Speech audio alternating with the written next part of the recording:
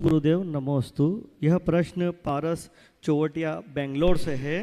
उनको एक शंका है गुरुदेव, जैन मंदिरों में संघों और ट्रस्टों में वर्तमान में हो रहे ट्रस्टीगण के चढ़ावे के पैसे, जैसे छोटी रकम 10 से 25 हज़ार के बीच में भी पिछले 5 से 6 वर्ष से भी ज़्यादा समय से बाकी है, तो ऐसे में उन ट्रस्टीगणों का क्या फ़र्ज़ होता है, संघ का क्या कर्तव्य है और धर्मशास्त्रों में क्या कहते हैं, इस पे प्रकाश डालिए। देखिए, ये समस्या बहुत गहरी है और अनजाने में बहुत बड़े पाप का कारण बन जाता है।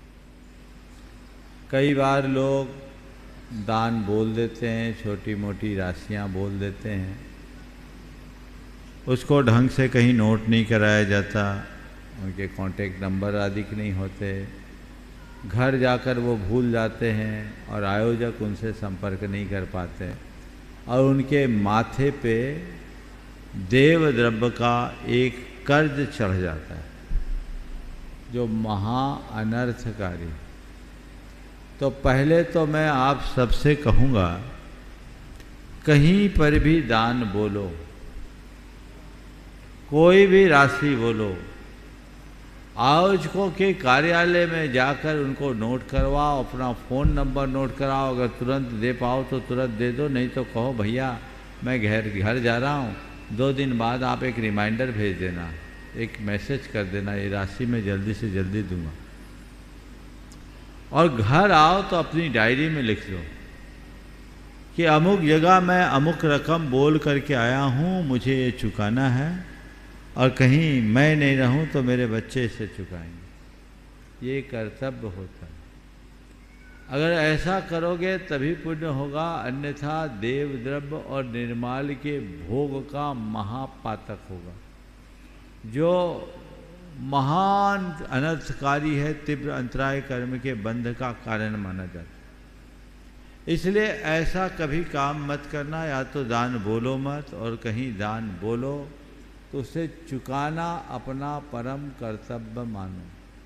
ये पहला प्रयास। इसमें किसी तरह का कोई भी शिथिलता, किसी प्रकार की ढील रंच मात्र नहीं होनी चाहिए। फिर कई लोग ऐसे होते हैं जो समाज के मुखिया होते हैं, पदाधिकारी होते हैं, ट्रस्टों में उनका ही रोल होता है, वो बोल देते हैं और देते नहीं। बाद में उनसे बोले हमने थोड़ी बोला था, हमसे तो बुलवा लिया गया। नहीं, ऐसा करके आप अपनी आत्मा के साथ महा अनर्थ कर रहे हो। अगर आपने नहीं बोला तो वहीं बोलो कि नहीं, मेरी इसमें सम्मति नहीं है। वहाँ माला मुकुट भी पहन लेते हैं। अच्छे, बार बार, एक बार नहीं, हर बार जब बुलाओ तब।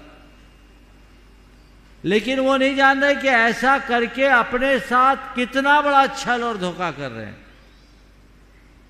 जबरदस्ती किसी से दान कराना नहीं चाहिए, और कोई जबरदस्ती करे तो वहाँ दान देना नहीं चाहिए। सामर्थ्य हो तो दान देंगे, नहीं है तो नहीं देंगे। और अगर सम्मति दे दी है तो चुकाना हमारी पहली प्राथमिकता होनी चाहिए। मैंने दी है तो दूंगा। मैं अपने लिए दारिद्र्य को आमंत्रित नहीं करूंगा,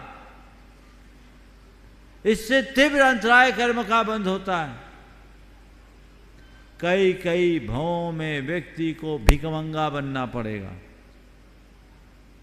सुनने में बात चुभ रही है, लेकिन मैं नहीं बोल रहा हूं, ये आचार्य कहते हैं।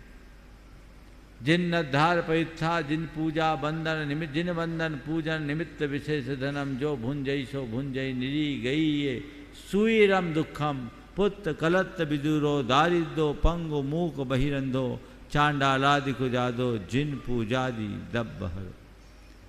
जीर्णोद्धार का पदार्थ जिनेन्द्र भगवान की पूजा वंदना आदि के निमित्त अर्पित धन का जो भोग करता है, सो भुंजई निरी गई ये चिरम दुखम, वह नरक गति में चिरकाल तक दुख भोगता है। वहाँ से कदाचित बच के आ भी गया तो पुत्र कलत से रहित होगा, दरिद्री होगा, पंगु होगा, मूक होगा, बहिरा होगा, अंधा होगा, और निम्न योनियों में जन्म लेगा। कौन? जिन पूजादि दब्बहरो। इसलिए कभी भी ऐसा काम मत करो। जितनी शान से बोली बोलो, उतनी तत्परता से चुकाने का भाव रखो। सामने वाले को मांगने की तो नौबत ही नहीं आनी चाहिए। मैंने बोला है तो मुझे देना है। हमारे समाज में हमें दो तरह के लोग दिखते हैं। कुछ लोग जो बोल देते हैं फिर भूल जाते हैं, देते ही नहीं। मैं ऐसे बहुत लोगों को जानता हूँ जिनका काम ही बोलने का, उनका नाम है घोषणा मंत्री, सब जगह बोल देंगे। समाज में ऐसे लोगों को चिन्हित कर लेना चाहिए और उनकी बोलियां स्वीकार ही नहीं करना चाहिए।